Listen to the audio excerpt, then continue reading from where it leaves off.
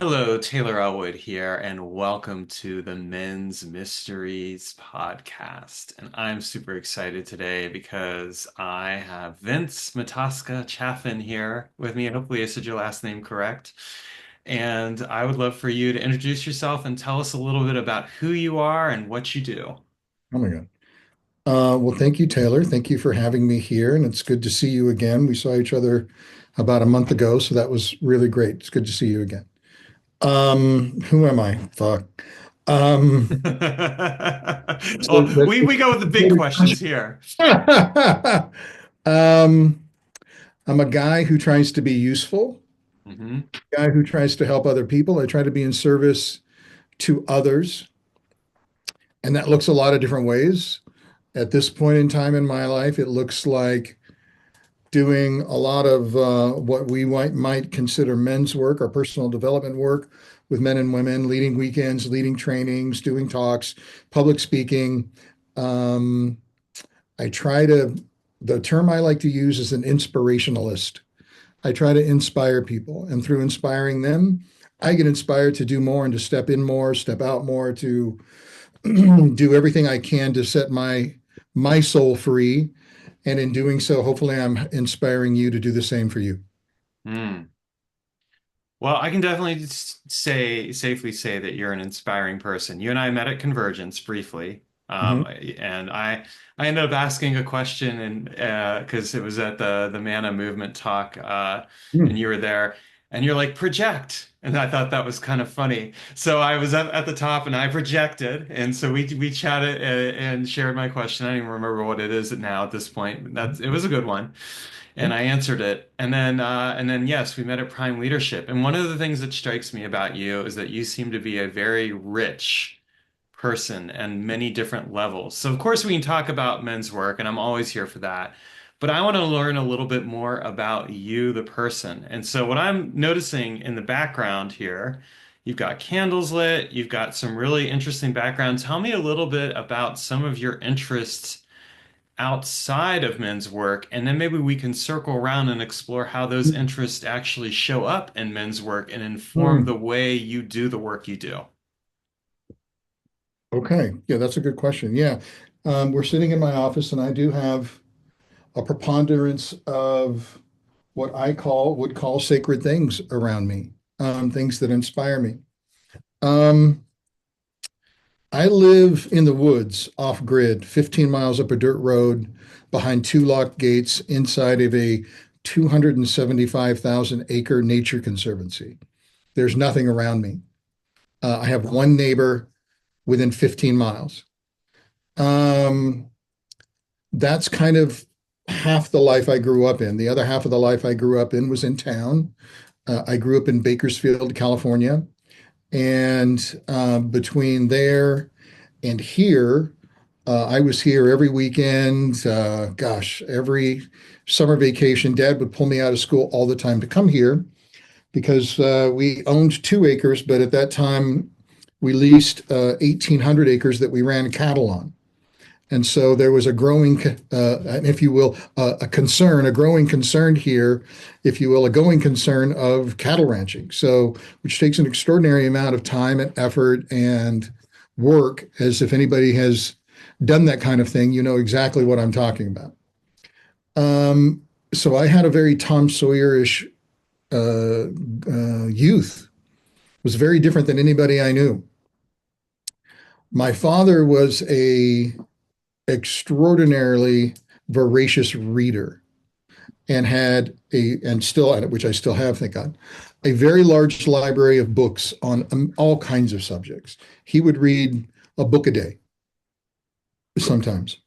And he had an extraordinary library and still does, and I've added to it greatly on indigenous wisdom, on Native American spirituality, on uh, all things Native American we had.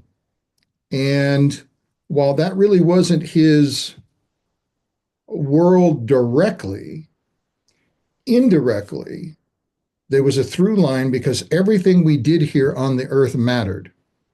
He was very, he held everything earth based sacred. That was his religion. He was not a spiritual, overtly spiritual man in any way, but how we treated the trees and how we were around the creek and how we were with our cattle, how we were around the land that we stewarded, was everything to him. And that, as I read those books voraciously, all of that made sense to me. It's like, oh, okay, this is where God lives. God lives in this oak tree or in this soil. That's where spirit is. And then fast forward in my life, still coming and going from here. I lived in Santa Barbara for about 30 years. And there's a very strong spiritual community there. I got involved in plant medicine, got involved with all kinds of ceremony, started going to inipis or sweat lodges. And that took me into that particular path in another direction. And so I started meeting all kinds of teachers and spiritual leaders, and which eventually took me to Sundance and Pine Ridge many times. So what you see around me are various things that remind me of that, that are from that world, if you will. Um, and I continue those practices to this day, many of those practices to this day. That informs me in the way of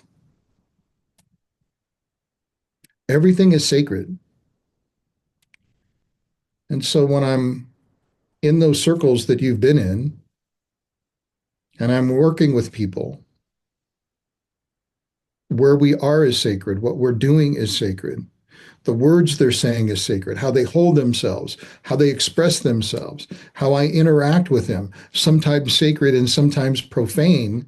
Um, all of that's part of it. I look at it all as a ceremony. It's truly all a ceremony. And I'm super lucky right now. Most people try to get, for many years, I thought my sacred life and my profane life, the spiritual and the corporal, were to be separate. And that was really I can challenging. relate. Yeah, right.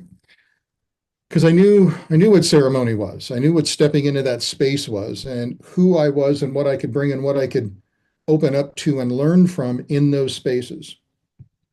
And initially in my men's work, God, I guess at this point in time I could call it a career, experience and career, those spaces, while ritualistic in some ways, I couldn't. There wasn't a through line for the sacredness of it for me. And fast forward, I keep getting phone calls inviting me to this thing called Sacred Sons because I knew a couple of people involved, and they kept reaching out, and I kept saying no, no, no, no. And finally, one day I said, "Yeah, okay, I'll come check something out." And that was 3 years ago in Washington, no, Oregon, and at Convergence 6. And what I saw there and what I physically, mentally, emotionally, and spiritually experienced was a melding of those two worlds. Oh, something shifted inside of me and my perspective of this work. And now I could bring my sacredness, my practices, who and what I am, how I walk on the earth into this work. And that was a complete revelation to me. That changed everything, truly changed everything.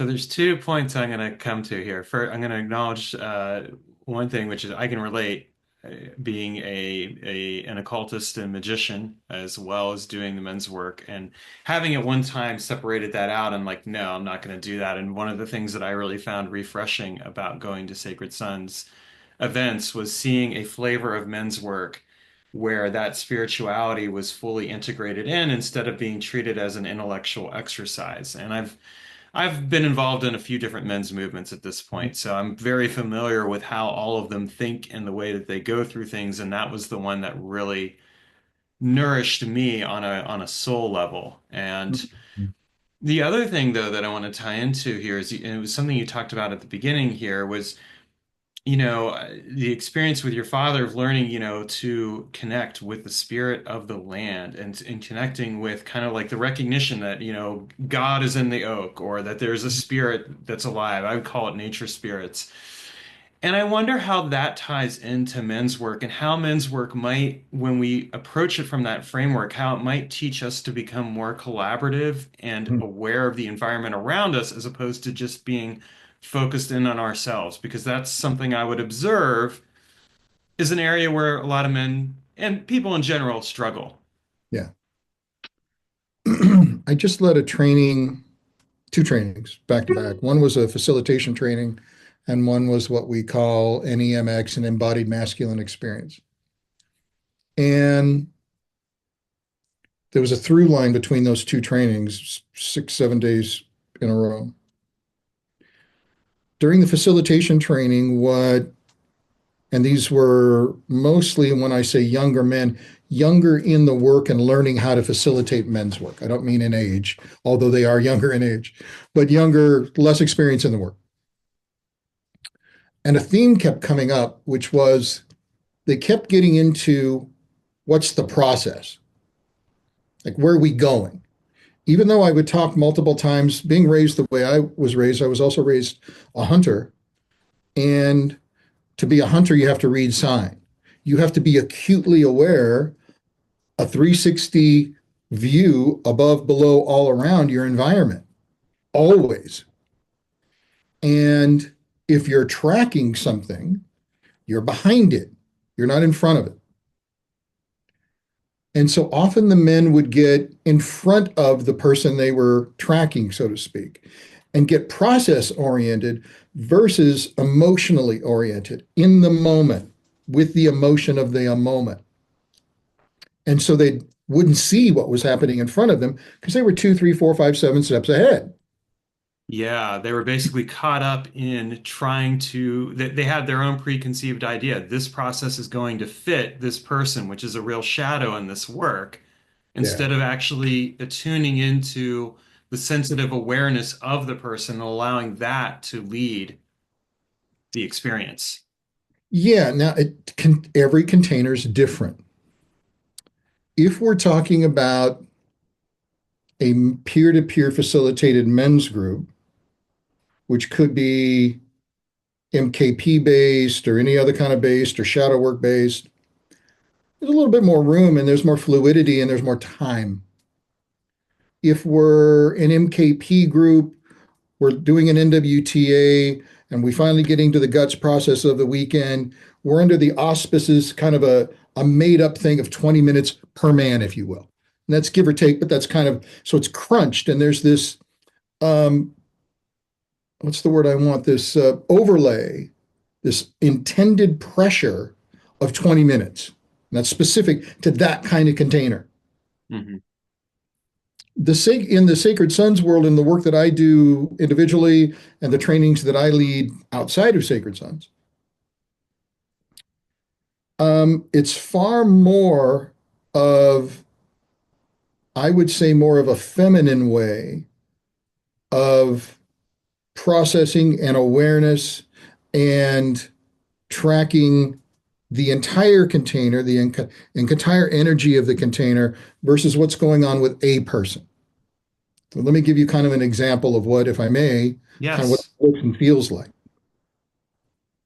And my teacher is, that's what he's all about. So this is not, I'm not talking about anything new or anything that I've come up with in any way, shape, or form. It's much more of being attuned to the collective, the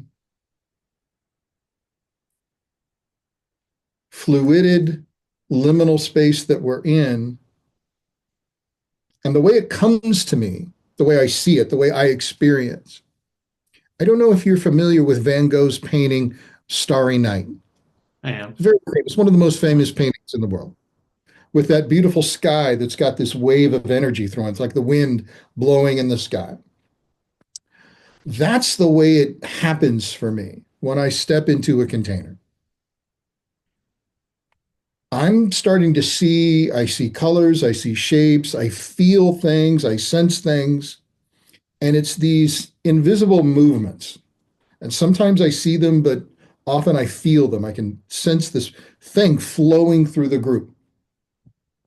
Now, in some containers, we're so concentrated on a person and giving a person an experience. I'm here to try to help this person, that I'm here and I'm single point focus, single point awareness. If we were to take on the work of Alison Armstrong for a moment, masculine single point awareness versus feminine diffuse awareness, aware of everything around, all the potential dangers and all the potential opportunities.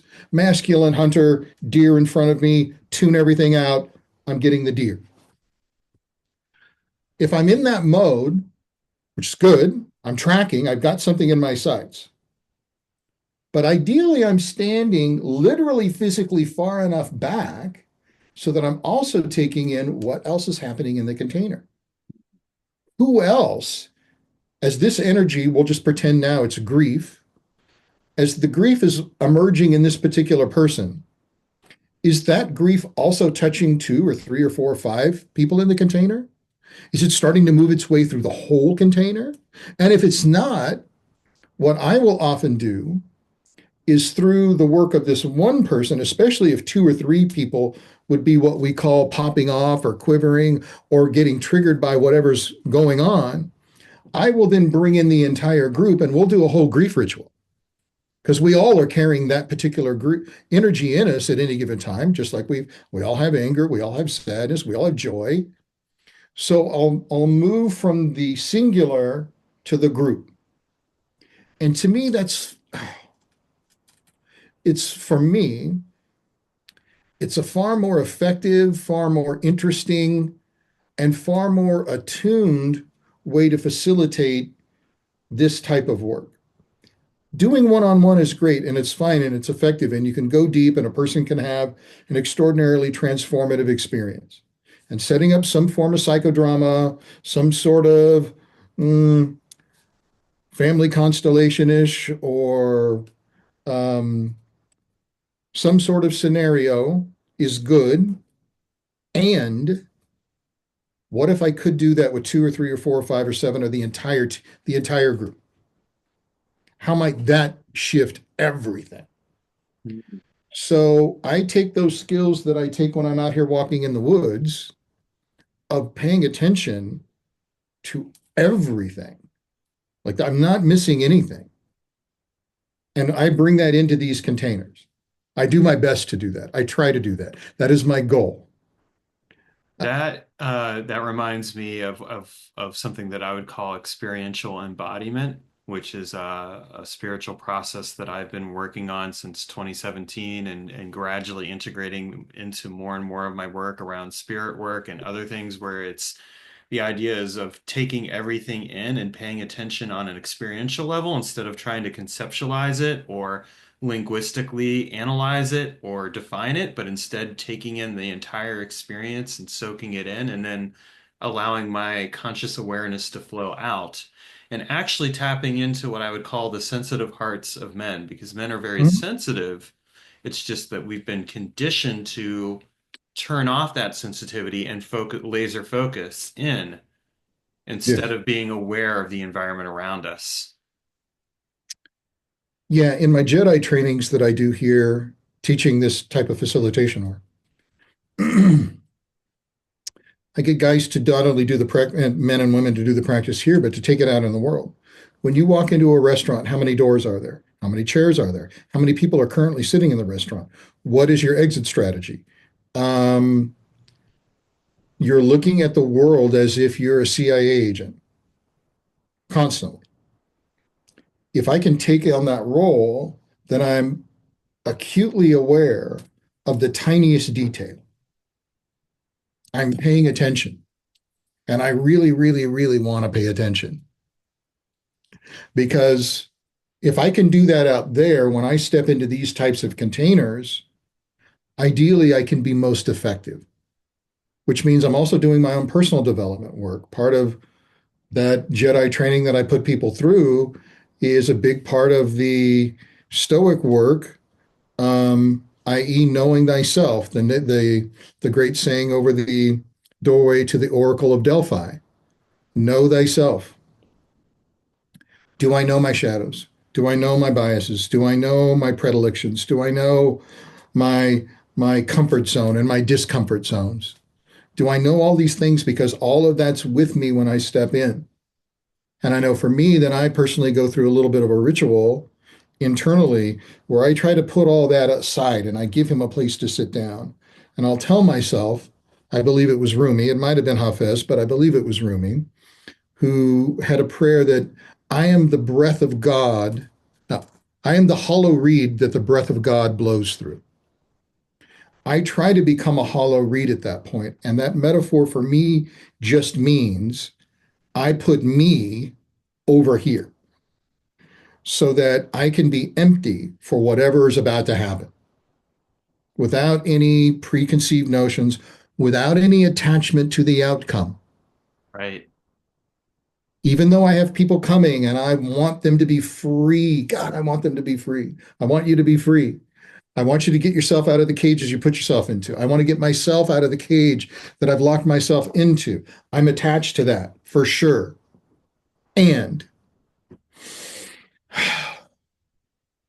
if I'm concentrating on you having an outward display of a cathartic experience, unconsciously, I'm going to do things, say things that give the outward appearance of you having a breakthrough. I don't want to do that because then I'm trying to make you open versus holding a good enough and not holding, creating a good enough space, and being present enough for whatever that's inside of you to emerge. And I'm asking good enough questions that I never have to force it, ever. Now, sometimes I get some guys, we were doing a little feedback from a weekend that last DMX, and there was a couple of people I were working with that I had my sword out and I was definitely poking. Mhm. I was looking. But I make an exception for that or an excuse for that because I could sense, I could see there was some stuff there. And I just had to find the right little button to push. And I hit the button and then poof, it opened up. So it's a both and. I'm waiting for it to emerge, the natural emergence of something. And there are times when you got to get your sword out. It occurs to me as well that one of the potential issues that can occur with an attachment to an outcome is the focus on the story and how the story actually hides you from the environment around you and taking in everything. So we're voyeurs. Humans are voyeurs. And we love, I mean, go to any checkout stand. They're not there as much as they used to be, but all those magazines, right, on gossip. Humans, we see the world through a story. We act through a story, and we love stories. We adore stories.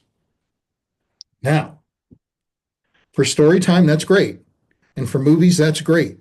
And for TV and drama, that's awesome. But for this kind of work, stories are a trap. The less I know, no, it's not always true. What I was about to say was the less I know, the better. Now, from a strategic, safe, safe facilitation standpoint, that's pretty true. Because then I'm only dealing with what's here in the room right now. Right. And the reason I want that is because the more I know about you, Taylor, the more you tell me about you and your background and all your story, little hooks of my story, good, bad, or indifferent, or what I wanted or didn't want, start to get hooked into your story unconsciously. And guys love that. Oh my God. When they first get up and start facilitating, they'll let a guy stand there for 20, 30 minutes going on and on and on about what happened to them. And then this happened. And my dad did that. Then my mom did that. And oh my, too, they're just sucked in to the person's drama. And the story they tell themselves is the more I know about Taylor, the more I can help it. Right. Now, mostly that's wrong. Sometimes it's right. For an example, I was working with a staff man this last weekend. I've known him for years. I know his backstory. I know some of the shit that he does in his life, good, bad, and different, and around his relationship. And I was able to, because we're at a level that I trust that I can push him. He's not a participant. He's not an initiate. He's not somebody just walking in the door. He's somebody that's in this work. So when we get to this iron sharpens iron type thing, I can speak to him in a way that I wouldn't speak to most people. So I stepped right in the middle of him hard. And it's like, it's time, bro. Grow the fuck up. No more Peter Pan. Now, that was the energetic slap he needed to get him out of the dream that he's been living in. That's also what we do for each other, right? That's also me knowing that part of him and those parts of him. That was certainly helpful. Had I Right. not done that, I wouldn't have been able to press the big button that I know is there. I'd have been dealing with the stuff he wanted me to deal with, not the stuff that really we needed to deal with. I usually call that the greased pig. You know, we have all these little things that we are okay with, or we try to we'll only let certain bits out because we don't really want to deal with the big thing or the big things. And so story can be helpful, but it can be an extraordinary distraction, truly. Yeah, I see that. And I think I have a saying that I would probably apply to this, which is challenge what you know by discovering what you can learn. So what Yeah, I know is a blindfold. So like I know I may know certain things about you, but it's a blinder for sure. because it limits me from discovering all the rich nuance that's around me that could just as easily and perhaps even more potently point to something a button that could be pushed and then pop goes the weasel, as the saying goes. Yeah, that's very insightful. You're very right. And all of that also to be said, sometimes if we were to look at this type of work archetypally, sometimes especially when we get in the king and the sovereign space, sometimes people just need to tell their story. That's actually what they need to do because Right. no one's listening to them. Their partner's not listening to them. Their husband or wife's not listening to them. Nobody at work's listening to them. Their kids don't listen to them anymore. Their grandkids don't have any time to listen to them. So no one's fucking listening to them anymore. So sometimes the biggest cathartic thing you can allow a person to do is just set everybody up, put them on a chair, let them tell their story. And Yeah. that can bring so much relief. And finally it just moves, right? I say it all the time. I'm not the first person to say this. Every human being wants to be seen, heard, and loved. That would be the inner core. And then there's multiple things going around that. But at core, everybody wants to be seen, heard, and loved. And that heard one, especially for men, is a big one because A, we've been trained not to talk, certainly not to talk about our feelings as much, not really talk about what's going on with us. And so we're quite uncomfortable if given the opportunity, what's okay to share, what's not okay to share, how's this going to come back and hurt me? Every time I share this stuff with my wife, she fucking uses it against me the next day, week, month, year. She remembers everything. I told her this one thing 6 years ago, and she still makes me pay for that. So we get punished often for speaking out loud. So of course we keep our mouth shut. It's not safe for us to give away secrets that could be used against us.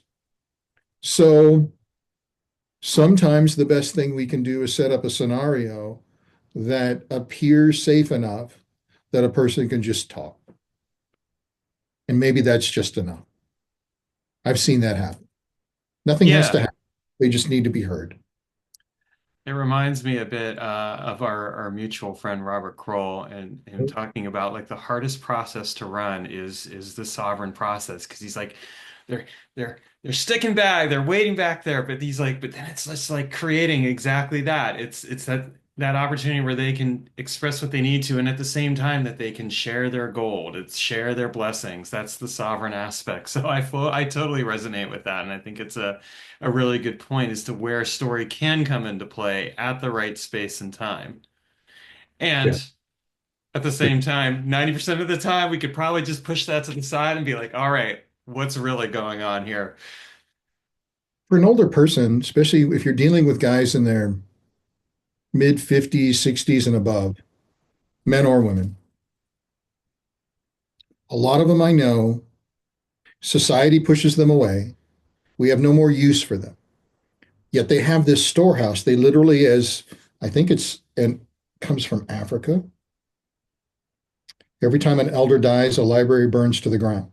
Mm, They are a library of life experience that they've saved up, that they've earned every bit of, and they've learned. And now they're in a position of their life now, instead of being smart, they can be wise. And nobody wants to hear, hmm especially in this Western culture.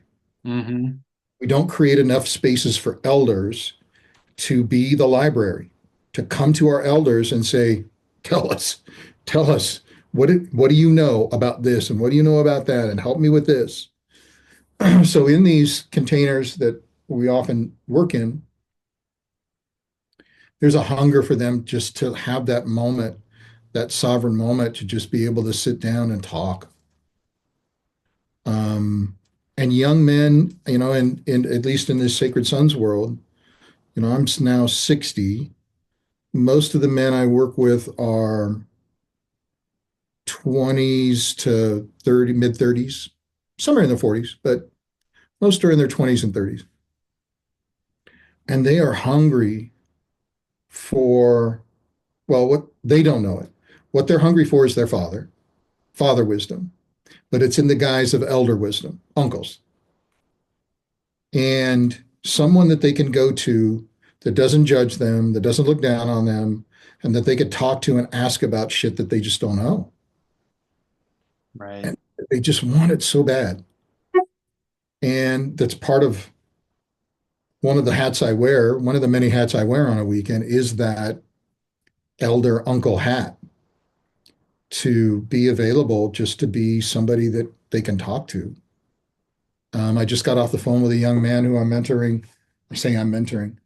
I'm uncling, who's having marriage problems, and he's got nobody to talk to. So he calls me. Like, what do I do? How do I get through this? How do I navigate this relationship? And God, I was thinking back at one point during that conversation, going, God, I really wish I had this when I was a kid. I couldn't talk to my father about these things, and I had nobody outside my. That was it. There were no uncles to go to talk to about life and like ask hard questions. And how do I navigate my wife who's currently pregnant? We already got two little ones, and the job and the farm. Like everything it's a lot. It's big. What do I do? And we've those men are out there. Men are hungry to mentor other men and women. They're hungry to give. That's one thing that the feminist movement, there are many things about that are incorrect and are lies. One of the biggest ones is that men are toxic. That's not true. Some, and it's usually between 2.5% and 5% of men are toxic. The rest are just hardworking people trying to fucking live their life and take care of their families. Another thing is that men are selfish and narcissistic. Not true. Men love to give, they love to teach, they love to mentor. Love it. Because what the feminine doesn't understand about one of the many things that the feminine doesn't understand about the masculine is our innate, baked into our DNA, the necessity for mission and purpose. Without that, we are adrift. And people coming to us for help fulfills our mission and purpose. Oh, I learned that thing 20 years ago, and now somebody's finally asking me about it. Oh my God, I can finally give that thing away. Here, let me tell you about this. This is what I know. This is what I learned. Here's how you do it. Guys love that. They freaking love it. So part of my job is also trying to normalize, naturalize the mentorship model. Like Hmm. you should have a mentor. You should have multiple mentors in multiple fields of your life. If you had proper teaching growing up, you would know that and have that. Most of us didn't have that. So we're relearning, re-remembering some of these lost things that we would have had if we would have lived in a 35 to 150 person tribe or a community. We would have had 7 or 8 or 10 uncles or second cousins or whoever who did the things that we wanted to learn about. They would be around us. We Right. don't have that, so we have to look for it. We have to generate it. We have to pull it into our lives. Um, yeah. So that's part of what I'm trying to do as well, helping these young men see that they're not alone. The knowledge that they seek is available, and it's okay to ask for help. And it's really good that you don't know. There's a lot of stuff I don't know, way Yeah. more I don't know than I know. So I'm always looking for teachers and mentors. Same. I think it's absolutely essential. It's interesting because I've recently wrapped up work with a client where what we did is we created a mentorship program for his business, and it was really about permeating the culture into the business so that the different people could connect from an approach where that culture would diffuse into the business and actually help the people there live that culture. Mhm. And watching it start to unfold was one of the most beautiful experiences because there was such nourishment between the mentor and the mentee. And Yeah. that's, I think, such a huge part of this is we need that nourishment. And we're not going to get that in a individualistic Mm. culture. And we're Mm. not set up to be. And in fact, you can't have a culture when you're operating from individualism. You just have society. Yeah. And what we need is culture. We need culture. There's no such thing as a self-made man. That just doesn't exist. And ideally, we're all going to the well and looking for the cleanest water. And there are men and women out there who know where the well is, know how to get the water out of the ground, and are offering it to us if we're willing to drink. And there have been many teachers throughout eternity who have been trying to get us to drink the cool, clean water. And ideally, that's what we're looking for.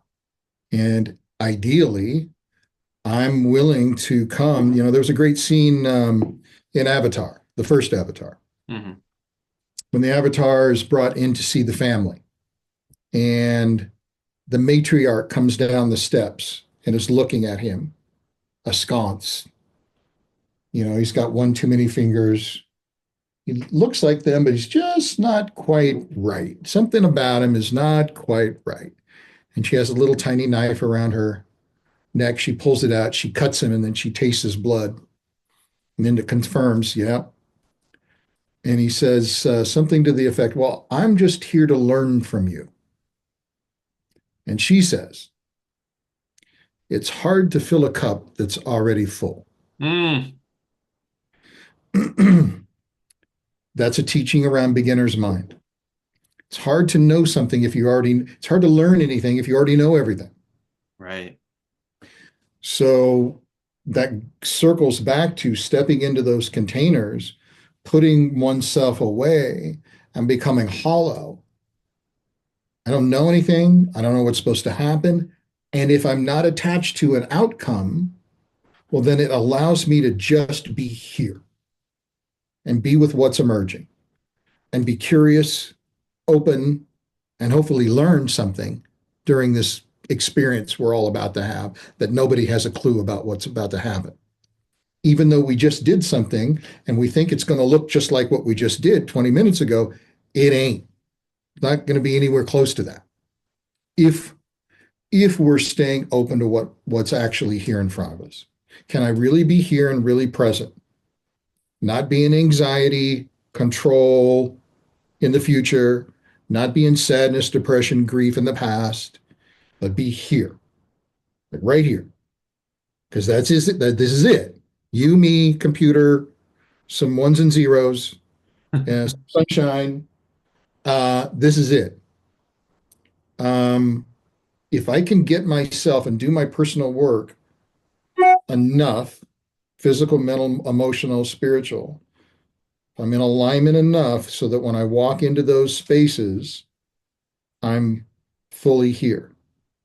And yeah, one thing I wanted to say earlier, and I think I kind of missed it, was when we were talking about the ceremonial and this other world that we're now part of.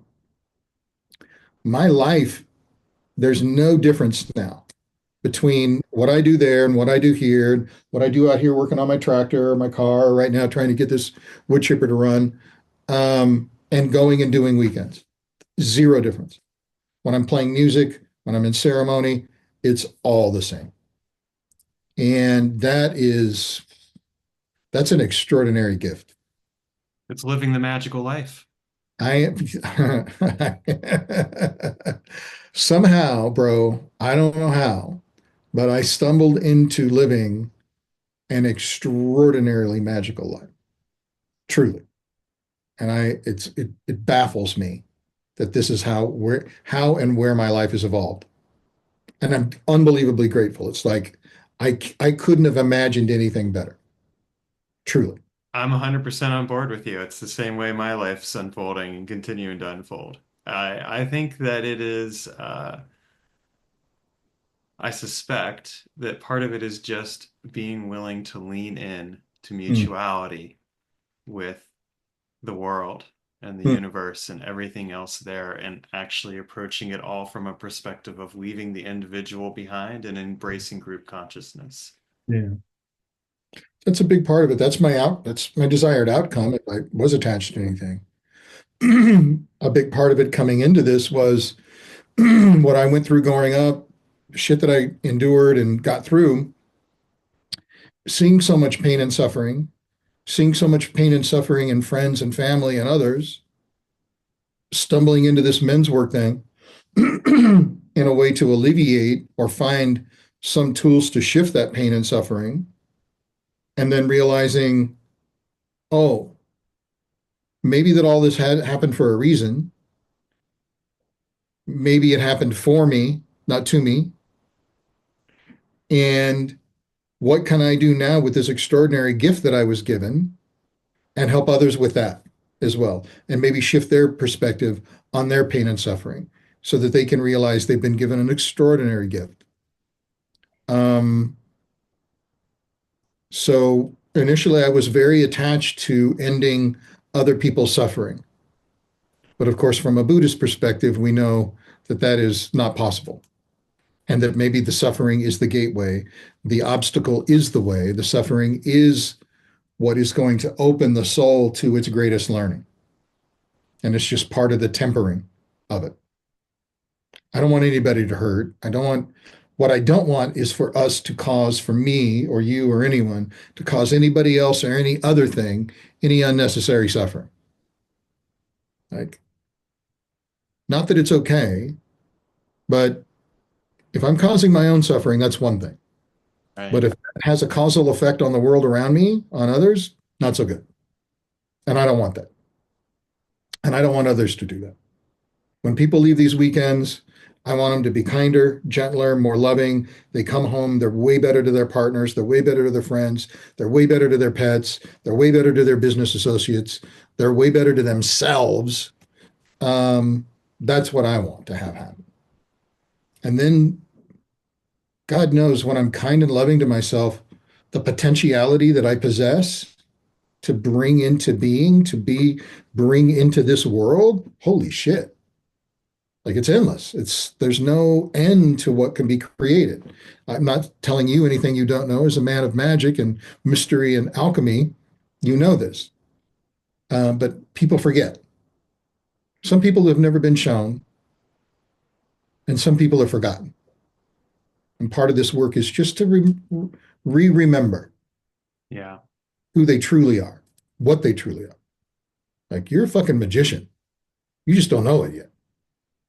that's right. And part of the work is to remind them, hey, you have unbridled, unspeakable powers. Should you choose to use them and use them for good, there's nothing you can't do. And here's a gateway to at least discovering what some of those might be for you. That's an extraordinary gift to give people. True. Agreed. And humbling as well, I Oh, think. geez. Yes. Oh my God, bro.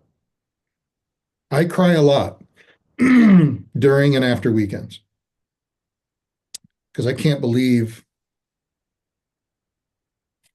the pain and suffering that we go through. It's hard for me to believe and see. It's not hard to believe. It's overwhelming for me to see that pain and suffering and more the resilience that the average human has to endure. Hmm. Like they're still here trying. Like our capacity for grit and perseverance unmatched. And then when that burden, whatever that burden was, or those burdens were, get lifted a little bit, there's a little bit of a rainbow in the clouds, as Maya Angelou talks about. Like it's like watching somebody get born again. And that's humbling as fuck to go, oh my God, like we look at what we just did. Yeah, this man, this woman's 32 years old, but they just came out of the womb one more time into now a whole new person, re-remembering who they are, who they really are now, and what they really can do in this world. That that blows me away. And I get cards and letters and emails and texts from people after weekends talking about how their life has changed. And it's a lot. It's a lot to take. It's a lot of love to take in. It is. I one of the things that I like to do after I facilitate someone or I watch witness a facilitation is also take the person aside who went through the work and remind them, don't share all your gold. Some Yep. of that is for you. You did Yep. this work. The other person guided you, but you did the work. You were the one who went through the journey to get where you were at. And I think that's so important because it's so easy to otherwise get caught up into that idea of, well, I know best for this person. It goes back to what I was talking about, that facilitator shadow, which we don't want to have when we're doing this work. We want to be able to be fully present and aware and to celebrate that person's bravery for being willing to do the work. 100%. Yeah. It's not, we're always, if we're doing it right, we're always behind. I'm a Sherpa, man. I'm just carrying baggage. I'm just carrying things. They're the one climbing the mountain. I got a couple of tools. I got a couple of skills. I got a couple of things that may or may not be helpful. And, we know this from modern psychology that if a person faces their fears, their complexes voluntarily, that they can change. If it's done involuntarily, they will not. But if you can face your dragon on your own, or at least perceive that you're doing it on your own, let alone grab your sword and grab your shield and step in that cave by yourself. My job is to help get you to the cave and help you remember and find the cave. And then from that point on, I'll be here waiting for you. But you got to go in and fight that dragon by yourself. And my job is to scream positive, uplifting messages while you're in there. Remind you, you got this. I know it hurts. I know it's hot. I know he smells really bad. I know you're getting singed, and you can do this. You got this. Then when you come out, You're not less fearful, you're more courageous. Fear doesn't go away and it doesn't get less. You become more courageous. You become more of yourself. You now have greater capacities than you thought you had. Dragons still going to be there. Dragons are still dangerous. They still fuck us up. And you can face them. I just put two and two together and realized that you and I were both born in years of the dragon. Speaking of dragons, because I'm 48, you're 60. Uh-huh. So yeah, I just found that a little fascinating right then as I was hearing that. I am a dragon, bro. There's no doubt about it. I'm a triple fire Aries dragon. Well, there you go. And I'm a Libra Scorpio cusp dragon. So So, I have two last things I want to ask. One is I want to actually ask about what your interests are outside of men's work. I Hmm. mean, you do a lot, but I think it's kind of interesting to get a glimpse into who the person is outside of the role of facilitator. Okay. Well, thank you. I love being outdoors. I used to do a lot of fly fishing, not so much anymore. I love archery. I love nature photography. I do a ton of nature photography. I like to write poetry. I was a musician for most of my younger life and played with all kinds of different people in lots of different scenarios. So I still play some, not as much as I used to, but I certainly enjoy it. I play a lot of guitar and mandolin and bass and anything with strings, just about anything with strings. I like playing that. Um, I love art. My mother gave me a penchant for creativity, leather work. I started during the pandemic. I started very rudimentary watercolor. Um, so I love creating things. I love building things. I love woodwork. I mean, I did this whole office. It's quite nice. There's something about the smell of wood and creating and building with wood. Um, there's something about the tactile, using one's hands and having something real at the end of it. Being a craftsman, that's one thing that people don't appreciate about plumbers and carpenters and construction people and anybody who builds something. There's this you get it instead of just pushing paper or electronic ones and zeros, there's actually something at the end of it you can look at and touch and feel. So there's a sense of accomplishment that we get as humans, that I get as a man when I build something that I don't get when I'm working on my website or doing emails and texts. That's all great. But it's just, there's something here in the Hmm. touch, the material world, right? Yeah. Visceral. Yeah, Yeah. it's that felt experience. Yeah. Yes. Yes. Yeah. Yeah. So those are some of the things I enjoy doing. I love to travel. Got to do a lot of traveling in the last 7 to 10 years, and I really, really enjoy that. And yeah, those are the things that influence me. Thank you for sharing. I appreciate that. I also I'm an artist and a writer and do a lot of different things. So it's one of the things that I thought I suspected about you, and I appreciate that we both have a very rich inner life that reveals itself. Indeed. So, so I want to thank you for being on the show. And as we wrap up, what I always ask my guests is if Hmm. they can leave one last word of wisdom that they can share that my listeners can take into their day moving forward. Hmm. What's coming up for me right now, it's one of the most profound learnings I've had, and one that most people resist the most. It's not what happens to us, it's what we make it mean. It's not the outside stimulus at all. It's how I usually suffer, even from catastrophe, even from brutality. Something happens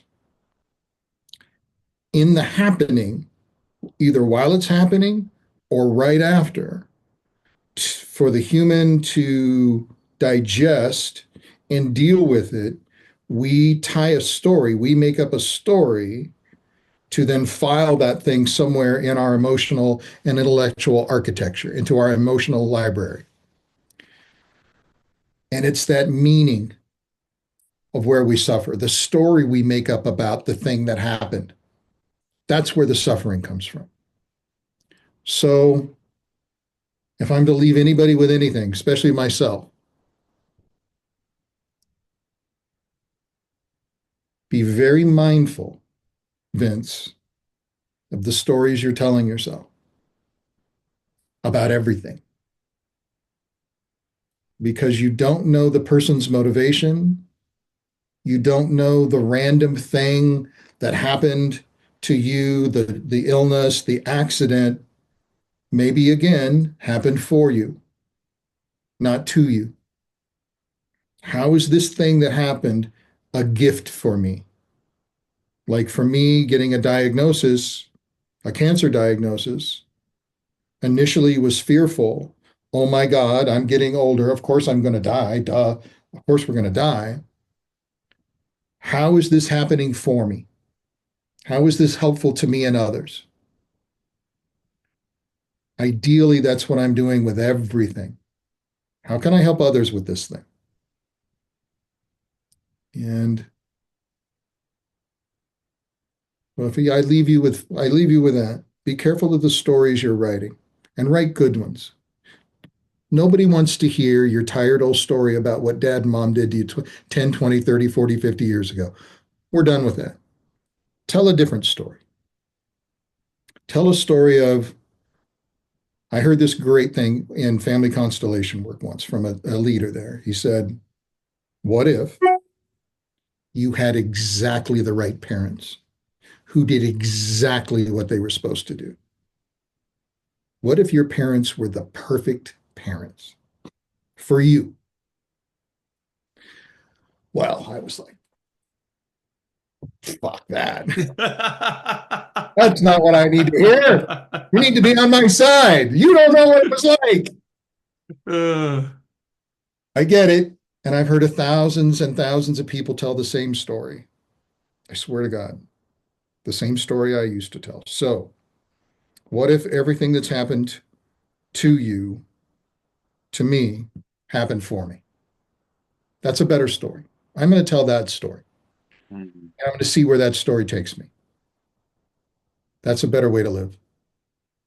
Yeah, I love it. That is stepping out of the shadow and claiming your own light. Thank you. Exactly. Exactly. Well, I just want to thank you again for making time for me. I really appreciate the opportunity to connect with you more deeply, and this was an amazing show. For those of you who are watching, check out sacredsons.com. Check out Vince's work. You'll probably see me at a Sacred Sons event more than likely. I'm going to be at the Leadership Summit thresholding in April. Yeah. But there will be more stuff that I'm going to definitely be at. And if you get a chance to meet Vince and watch the way that he works, it is absolutely profound and deep and wonderful. And I say that from personal experience because I've gotten to see it. Thank you very much. Thank you so much. Thanks for this opportunity, Taylor. Good to see you. Good to see you too.